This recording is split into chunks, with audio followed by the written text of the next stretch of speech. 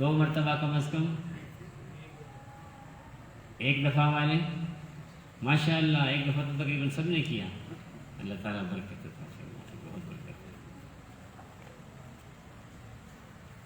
بسم اللہ الرحمن الرحیم نحمدہ ونصلی علی رسولہ الکریم، اما بعد. میرے محترم بزرگ اور دوستو، پہلے ہم نے گھر کی ظاہری تعمیر کے حوالے سے پڑھا، اس کے بعد گھر کی باطنی تعمیر، حقیقی تعمیر یعنی گھر آباد کیسے ہوتا ہے، شادی خانہ آبادی. تو ہم نے نکاح کے فضائل پڑھے، پھر نکاح کے مسائل پڑھے. اب ہم یہ پڑھیں گے کہ گھر آباد کیسے ہوتا ہے. گھر آباد تو اخلاق سے ہوتا ہے. اب آج کے سبق میں ہم پڑھیں گے کہ خامد کو کون سے اخلاق اختیار کرنے چاہیے اور کون سی خامیوں سے بچنا چاہیے تاکہ گھر آباد ہو. گھر آباد تو خامد کے لیے کچھ اصول ہیں شریعت نے بتائے ہیں، ان کی پابندی کرے تو انشاءاللہ یہ گھر کی آبادی میں، گھر کو آباد رکھنے میں معاون ہوں گے. ان میں سب سے پہلی چیز کیا ہے کہ خامد کو چاہیے کہ ہمیشہ مسکراتے ہوئے گھر آئے. جب بھی آئے بھائی مسکراتے ہوئے آئے. آپ صلی اللہ علیہ وسلم ہمیشہ مسکراتے ہوئے گھر تشریف لاتے تھے. مسکراتے ہوئے گھر تشریف لاتے تھے. فرمایا کہ جب خامد بیوی کو دیکھ کر مسکراتا ہے، بیوی خامد کو دیکھ کر مسکراتی ہے، تو اللہ تعالیٰ دونوں کو دیکھ کر مسکراتا ہے. اللہ تعالیٰ دونوں کو دیکھ کر مسکراتا ہے. تو خامد کو چاہیے مسکراتے ہوئے گھر آئیں. اچھے بھلے دیندار آدمی گھر میں داخل ہوتے ہوئے جنید بغدادی بن جاتے ہیں، سنجیدہ ایسے ہی جی، ان سے بڑا کوئی بزرگ ہی نہیں، اللہ سے لو لگی ہوئی ہے جی، عرش معلیٰ پر پہنچے ہوئے ہیں. ایسا نہیں کرنا. نہ دینداری، یہ کوئی دینداری نہیں ہے، اور نہ ہی دنیاوی جھنجھٹیں، پریشانیاں، غم، کاروباری مسائل، ان کو اپنے چہرے پر سجا کے بھی گھر نہیں لے کے جانا. ان کو کہاں چھوڑنا ہے بھائی؟ باہر ہی چھوڑنا. گھر مسکراتے ہوئے جانا. اللہ کے نبی صلی اللہ علیہ وسلم سے بڑھ کے اور کون غم زدہ ہوگا؟ فرمایا متواصل الاحزان دائم الفکرہ. اللہ کے نبی ہمیشہ غمزدہ رہتے تھے اور ہر وقت آخرت کی فکر سوار رہتی تھی. آخرت کے حالات ہر وقت سامنے، امت کا غم ہر وقت دل میں، دین کی فکر ہر وقت دل میں، انسانیت کی ہدایت کی فکر ہر وقت دل میں. لیکن گھر میں جب داخل ہوتے تھے تو اما جان حضرت عائشہ رضی اللہ تعالیٰ عنہ فرماتی ہے کہ آپ صلی اللہ علیہ وسلم مسکراتے ہوئے تشریف لاتے. تو بھائی اس سنت کو زندہ کرنا ہے. یہ مٹی ہوئی سنت ہے اس وقت. کیا بھائی؟ مٹی ہوئی سنت ہے. مٹی ہوئی سنت ہے. کتنے ہی گھر اجڑتے اجڑتے جب انہوں نے اس سنت کو اپنایا، اللہ نے گھر بسا دی. تو بھائی کرتے ہیں سارے اس کی نیت انشاءاللہ. دوسری چیز یہ ہے کہ گھر والوں کو وقت دیں. بیوی بچوں کا حق ہے، چاہے آپ اعلیٰ درجے کے دیندار ہیں، دین کی محنت میں، دین کے تقاضوں میں مشغول ہیں، پھر بھی بیوی بچوں کے لیے وقت نکالیں. اور چاہے آپ بڑے سے بڑے دنیا دار ہیں، بڑے آپ کے کاروبار ہیں، پھر بھی وقت نکالیں. لوگ کہتے ہیں اے جی بیوی بچوں کے لیے تو سب کچھ کر رہے ہیں. کیا کہتے ہیں جی یہ سارا دن کما رہے ہیں، صبح سے شام، اور دن رات ہم نے ایک کیا ہوا ہے، بیوی بچوں کے لیے تو کیا ہوا ہے. نہیں بھائی، تھوڑا کما لیں. 100 روپے کماتے ہیں 90 کما لیں. بیوی بچوں کو وقت دیں. کیا کریں بھائی؟ وقت دیں. اور اس سے بھی بڑی غفلت کی بات یہ ہے کہ آگے گھر میں رہتے ہوئے بھی وقت نہ دیں. جی گھر میں رہتے ہوئے بھی وقت نہ دیں. وقت ضرور دیں. ان کو نظر انداز نہ کریں. یہ بہت بڑی غلطی ہے کہ گھر والوں کو نظر انداز کر دینا. اگر وقت دیں گے تو یہ نہیں کہ وہ ہمارے سر پہ چڑھ جائیں گے. یہ ان کا حق ہے جی، یہ ان کا حق ہے. ایک آدمی کو مطالعے کا بہت شوق تھا، ہر وقت کتاب کا مطالعہ کر رہا، ہر وقت مطالعہ کر رہا. اس کی بیوی چاہتی تھی مجھے کوئی تھوڑا وقت دے، کوئی میری طرف محبت سے دیکھے، کوئی مجھے توجہ دے. وہ مطالعے میں لگا رہتا. تو ایک دن بیوی نے آخر کہا کہ کاش میں بھی کوئی کتاب ہوتی، میں بھی کوئی کتاب ہوتی. تو خامد کیا کہنے لگا کہ نہیں کتاب نہیں تو ڈائری ہوتی تو بہت اچھا تھا، ہر سال کی ڈائری تبدیل ہو جاتی ہے. تو بتاؤ اس کے دل پہ کیا گزرے. تو اس کو وقت دیں، نظر انداز نہ کرے. پھر اس کے بعد بیوی کے اچھے کاموں کی تعریف کرے. اچھے کاموں کی، اگر اس نے 4 غلط کیے 2 اچھے کیے تو کیا کریں گے بھائی؟ اچھے کاموں کی تعریف کریں، اس کی حوصلہ افزائی ہوگی، باقی کاموں کو بھی اچھا کرنے والی بن جائے. اچھے کاموں کی تعریف. آپ صلی اللہ علیہ وسلم کے سامنے کھانا آتا، پسند نہیں آیا خاموش، کھانا چھوڑ دیتے تھے. پسند آ گیا تو تعریف فرماتے تھے. تو پتہ چلا کہ تنقید نہیں فرماتے تھے، تعریف فرماتے تھے. تو تعریف کریں. مولانا جمیل صاحب رحمۃ اللہ علیہ ہمارے استاد محترم وہ فرمایا کرتے تھے کہ دیکھو مرد کی کمزوری عورت ہے. مرد کی کمزوری جو کچھ منوانا ہے عورت کے ذریعے سے منوانا ہے. یہ تبلیغ والوں نے مستورات کی جماعتیں کیوں نکالی ہیں کہ گھر میں دین لانے کا ذریعہ بن جائے. مستورات کے ذریعے سے گھر میں دین آ جائے گا. تو مستورات اپنی بات منوا لیتی ہیں نا. مرد کی کمزوری عورت ہے. عورت کی کمزوری کیا ہے؟ عورت کی کمزوری اس کی تعریف ہے. عورت کی کمزوری اس کی تعریف کریں، اس کے اچھے کاموں کی تعریف کریں. جھوٹی تعریف کر دیں، کریں تو صحیح ہے جی. جھوٹی تعریف کریں تو صحیح، محبت بڑھے گی. اس موقع پر تو جھوٹ بولنا بھی جائز ہے. اور ایسا تو ہو نہیں سکتا کہ اس کے ساری کام غلط ہو، کوئی تو ٹھیک ہوگا. کیوں بھائی؟ تو اس لیے جو ہے بیوی کی تعریف، اللہ کے نبی صلی اللہ علیہ وسلم کی یہ سنت ہے، گھر والوں کے اچھے کاموں پر ان کی تعریف کرنا. پھر اسی طرح خامن کو چاہیے کہ بیوی کے کاموں میں دلچسپی لے، گھر میں بیوی کے کاموں میں اس کی معاونت کرے. یہ سنت ہے. آپ صلی اللہ علیہ وسلم کے گھر کے افراد کتنے تھے؟ ایک آپ صلی اللہ علیہ وسلم ہے، ایک آپ کی زوجہ مطہرہ ہے، خادمہ بھی موجود، آپ کی باندیاں بھی تھیں تو خادمہ بھی موجود ہے، اور گھر میں بچے بھی نہیں تو گھر کا کام ہی کتنا تھا بھائی. اور پکانے کے لیے بھی کچھ نہیں ہوتا تھا. بعض اوقات 3 چاند دیکھ لیتے تھے، گھر میں چولہا نہیں جلتا تھا. کس چیز پر گزارا؟ کھجور پانی پر گزارا. تو گھر میں کام تو تھا ہی نہیں، لیکن پھر بھی آپ صلی اللہ علیہ وسلم گھر کے کاموں میں دلچسپی لیتے، اپنے کام اپنے ہاتھ سے کرتے تھے. اپنے کام بعض جو ہے وہ خامن بس رو بھی جماتے رہتے ہیں، یہ لے آؤ وہ لے آؤ، یہ کر دو وہ کر دو. بھائی وہ بیوی ہے، ملازمہ تو نہیں ہے. تو اس کے کاموں میں اس کی معاونت کی جائے، اس کے کاموں میں دلچسپی لی جائے، اس کی پسند کو دیکھا جائے.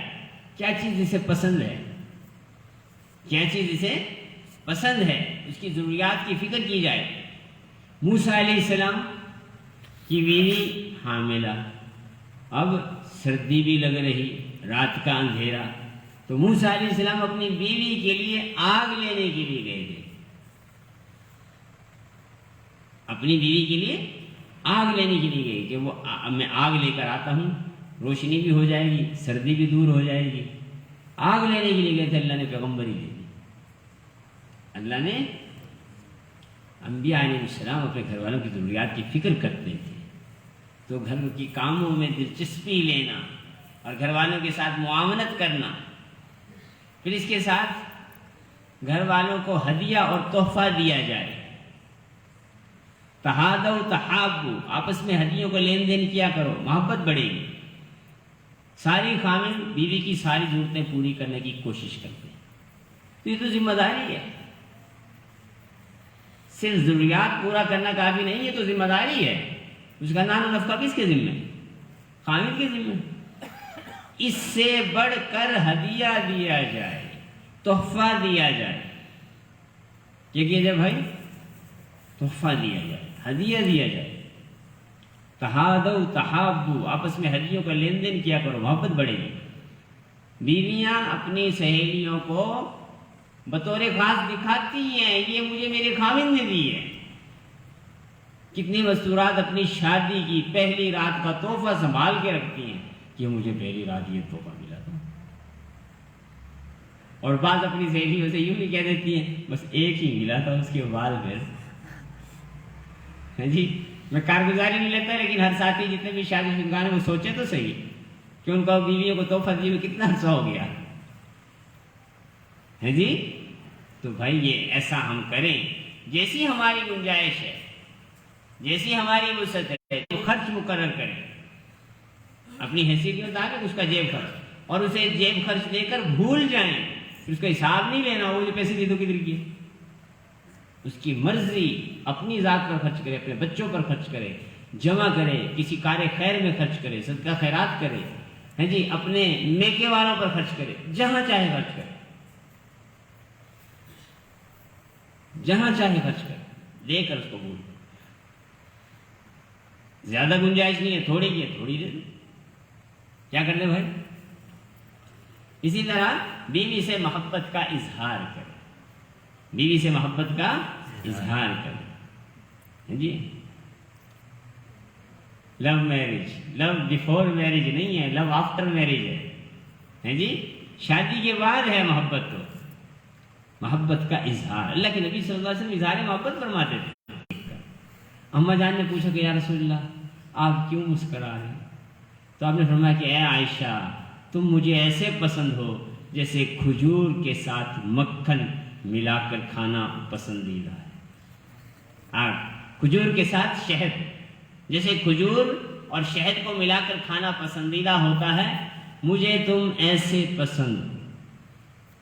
تو اماں جان حضرت عائشہ رضی اللہ تعالیٰ عنہ بھی خوش ہوئی، عرض کی کہ یا رسول اللہ مجھے بھی آپ بہت پسند ہیں، مجھے آپ ایسے پسند ہیں جیسے کھجور کے ساتھ مکھن لگا کر کھانا پسند ہوتا ہے۔ چونکہ ان کی مرغوب غذا تھی تو ایسی تشبیہ دی۔ آپ صلی اللہ علیہ وسلم پیار سے اپنی بیوی کو حمیرہ فرماتے تھے جی، اپنی کبھی کہتے تھے میری دلہن،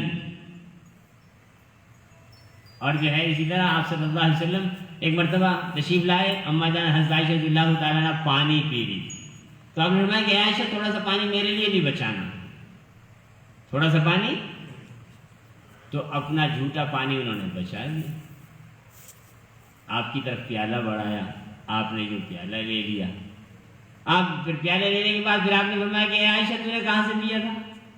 کہ یہاں سے پیا تھا، ظاہر ہے پیالے کا رخ ادھر، تو آپ صلی اللہ علیہ وسلم اس پیالے کو لے کر یوں گھمایا، اور وہ جگہ اپنے سامنے کی جہاں سے اماں جان نے پانی پیا، تو آپ صلی اللہ علیہ وسلم نے اسی جگہ ہونٹ لگا کر پانی پیا۔ یہ کیا؟ اظہار محبت۔ اور دوڑ والا واقعہ مشہور ہے کہ آپ صلی اللہ علیہ وسلم نے اپنی زوجہ مطہرہ کے ساتھ دوڑ لگائی، اور کتنی مرتبہ لگائی بھائی؟ 2 مرتبہ لگائی۔ نقطے کی بات، آپ صلی اللہ علیہ وسلم کا نکاح جب حضرت عائشہ سے ہوا تو آپ صلی اللہ علیہ وسلم کی عمر کتنی تھی؟ کیوں بھائی؟ جب ہجرت کر کے آپ مدینہ تشریف لائے آپ کی عمر کتنی تھی؟ 53 سال۔ کتنی عمر؟ 53 سال۔ یہ دوڑ لگانے کا واقعہ 53 سال کے بعد ہوا کہ نہیں ہوا؟ ہے جی، 53 سال کے بعد ہوا یہ واقعہ۔ اس وقت آپ کی عمر 55 سال تھی، 56 تھی، کتنی تھی؟ اس عمر میں اللہ کے نبی اپنی زوجہ مطہرہ کے ساتھ کیا کر رہے ہیں بھائی؟ اور پھر کچھ عرصہ اس دوڑ میں حضرت عائشہ رضی اللہ تعالیٰ عنہ جیت گئی، پھر کچھ عرصہ مزید گزر گیا تو یقیناً عمر اور زیادہ ہو گئی۔ پھر ایک سفر کے اندر پھر آپ صلی اللہ علیہ وسلم نے پھر دوڑ لگائی تو آپ جیت گئے۔ پھر آپ نے فرمایا تل کا بھی تل کا، یہ اس کا بدلہ ہو گیا، پہلے اے عائشہ تم جیت گئی تھی، اب میں جیت گیا۔ تو یہ آپ صلی اللہ علیہ وسلم کا اظہار محبت۔ بھری مجلس میں اللہ کے نبی سے پوچھا گیا کہ یا رسول اللہ آپ کو سب سے زیادہ محبت کس سے؟ آپ نے فرمایا عائشہ سے۔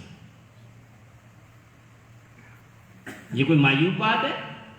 میرے نبی کے عمل سے بڑھ کے کوئی عمل ہو سکتا ہے جی؟ کیا ہے ہمارے اندر کی ضرورت ہم اظہار کرتے ہیں جی؟ کہتے جی ہمیں تو رن مریدی کا تانا مل جائے گا ہے جی، اس تانے کا بڑا ڈر لگتا ہے، اب پھر بھی ملتا ضرور ہے، پھر بھی ملتا ضرور ہے، کسی کی زبان کو تالے سے نہیں لگائے جا سکتے نا، تو سوچنے کی بات۔ اللہ کے نبی نے فرمایا عائشہ سے، پھر پوچھنے والے نے کہا کہ مردوں میں کس سے؟ آپ نے فرمایا عائشہ کے باپ سے۔ یوں بھی تو کہہ سکتے تھے کہ ابو بکر سے، نہیں، دوبارہ اپنی بیوی کا، عائشہ کے باپ سے، ابوہا، اس کے باپ سے۔ تو میرے محترم دوستو، بیویوں کے ساتھ اظہار محبت، دل جوئی اور دل لگی کی باتیں کی جائیں۔ آپ صلی اللہ علیہ وسلم نے کہانیاں سنائی اپنی زوجہ مطہرہ کو، 9 خامدوں کی کہانیاں سنائی، ہر ایک اب کا اپنی بیوی کے ساتھ معاملہ کیسا تھا، پھر ان میں سے جس کا جوئی اور دل لگی کی باتیں کی جائیں۔ اسی طرح یہ بھی ضروری ہے کہ تحمل مزاجی کو اپنایا جائے، برداشت، کیا ہے بھائی؟ برداشت۔ بہت ساری یہ خوشگواریاں ناگواریاں زندگی کا حصہ ہیں۔ اگر کوئی بات ناپسندیدہ ہو، کوئی بات بری لگے، برداشت کر لیں۔ کیا کر لیں بھائی؟ برداشت کر لیں، دوسری بات سے دل خوش ہو جائے گا۔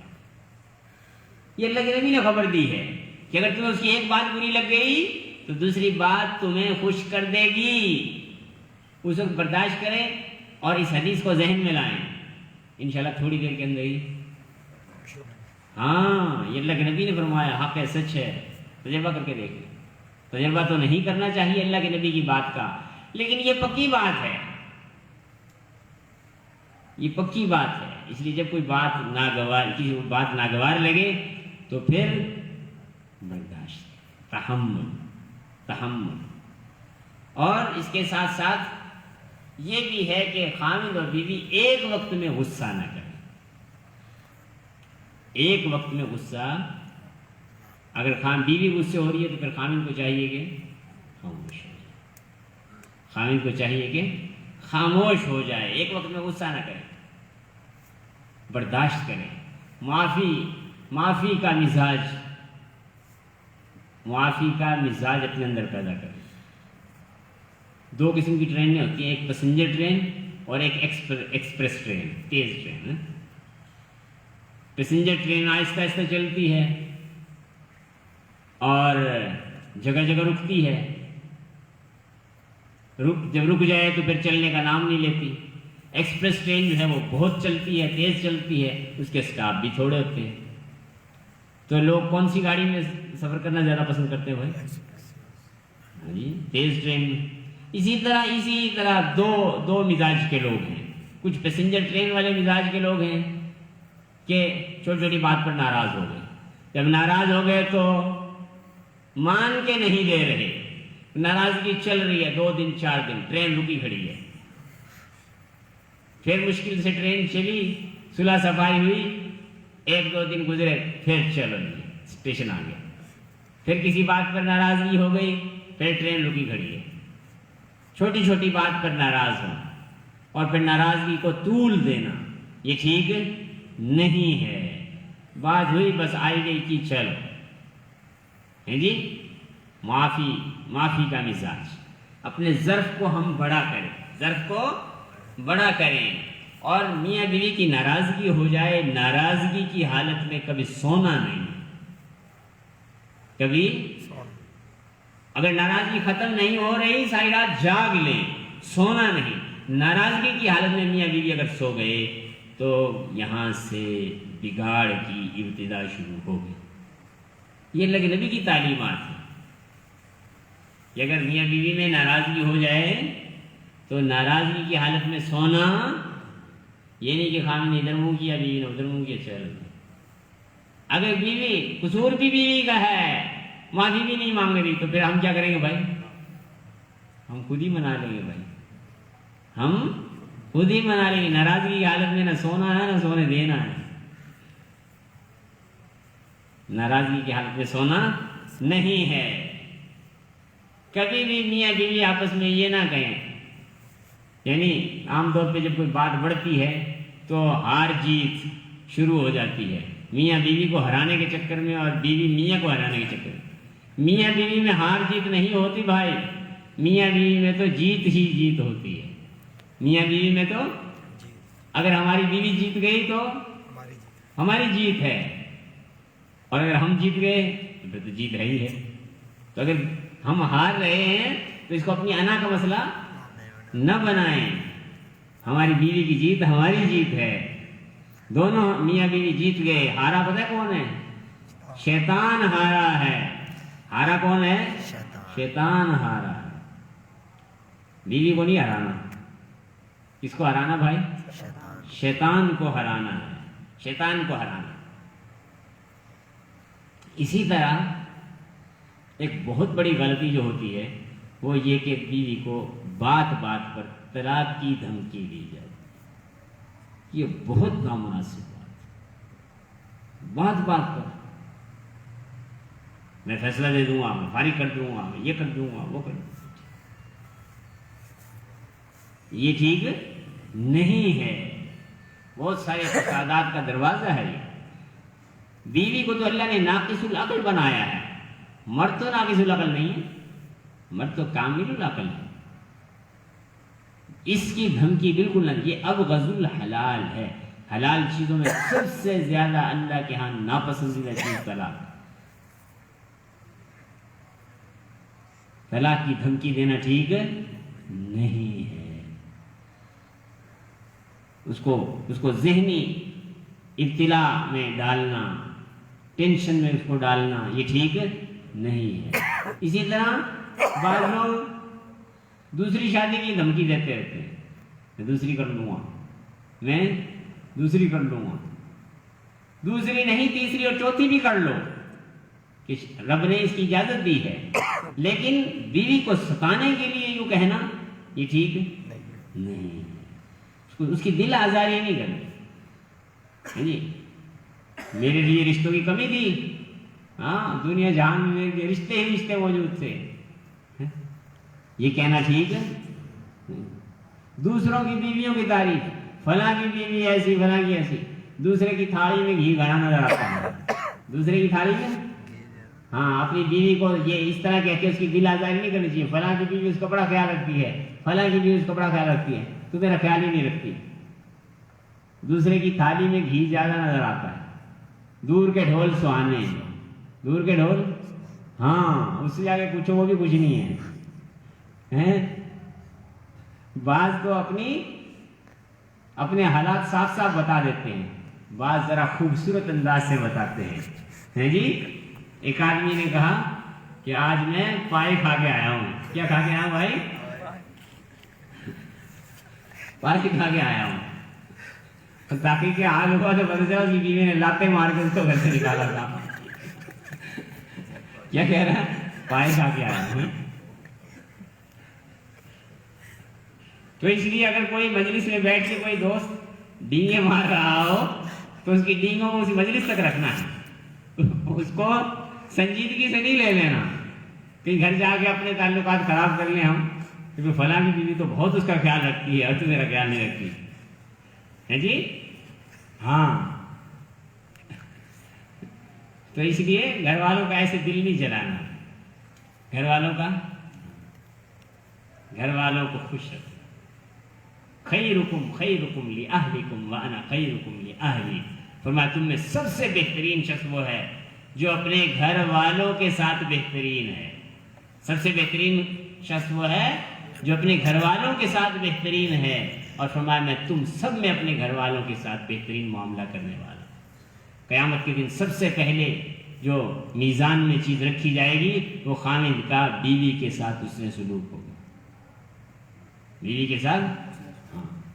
اللہ تعالیٰ نے فرمایا وعاشروہن بالمعروف، ان کے ساتھ بھلائی کے ساتھ معاشرت کرو، ان کے ساتھ گزر بسر رہن سہن کیسے کرو؟ بھلائی کے ساتھ۔ یہ سفارش کون کر رہا ہے؟ اللہ پاک کر رہے ہیں۔ تو بھائی اللہ کی سفارش کو ہم قبول نہ کریں تو کتنے دکھ کی بات۔ بیویوں کے ساتھ حسن سلوک کی سفارش کون کر رہا ہے؟ اللہ پاک کر رہے ہیں۔ تو اللہ کی سفارش کو قبول کرنا، اللہ کی سفارش کو قبول کرنا، اور بات بات پر نکتہ چینی نہیں کرنی۔ بات بات پر اپنے نمبر بنانے کے لیے ہر چیز میں کیڑے نکالنا شروع کر دیتے ہیں مرد۔ یہ نکتہ چینی سخت نقصان دہ، دل ٹوٹ جاتا ہے۔ اتنی محنت سے گھر کے کاموں کو غور کریں، ہم تو ایسے بیٹھے باتیں بناتے ہیں، کتنے کام سنبھالتی ہیں مستورات، کتنے کام سنبھالتی ہیں۔ ہمارے کپڑے بھی دھو رہی ہیں، ہمارے لیے کھانے بھی تیار کر رہی ہیں، جی پتہ نہیں کھانا پکاتے ہوئے کب اس کا ہاتھ جل گیا، گرم توا اسے لگا ہے، روٹی گرم لگی ہے جی، سالن کا پتیلے کا ڈھکن اٹھایا، گرم گرم بھاپ اسے لگی ہے، کتنی تکلیف کے ساتھ گرمی میں سردی میں کھانے بنا رہی ہے۔ پھر ہمارے بچوں کی بچوں کی پیدائش کا بھی ذریعہ ہے، بچوں کی ان کی دیکھ بھال کا بھی ذریعہ ہے، اور جو ہے سب سے بڑھ کے ہمارے ایمان اور اعمال کی محافظ ہے، ہمارے ایمان و اعمال کی۔ اگر گھر میں بیوی نہ ہو نا تو پتہ چل جائے، اس لیے فرمایا مسکین ہے بیچارہ ہے وہ تو جس کی بیوی نہیں ہے۔ آدمی لاکھ سمجھدار ہو جائے لیکن بیوی نہیں ہے، گھر کا نظام نہیں سنبھال سکتا، اور وہ بیچاری بچوں کی بھی سنتی ہے، ہماری بھی سنتی ہے، اور خدمت بھی کرتی ہے۔ کہتے ہیں دودھ دینے والی گائے کی لات بھی اچھی لگتی ہے۔ کیوں بھائی؟ دودھ دینے والی گائے کی تو کتنی خدمت کرتی ہے، اس کے احسانات کو سوچیں، اس کے اور ایک اور بہت بڑی خطرے کی بات یہ ہے کہ نکتہ چینی کی عادت آدمی کو شک میں مبتلا کر دیتی ہے۔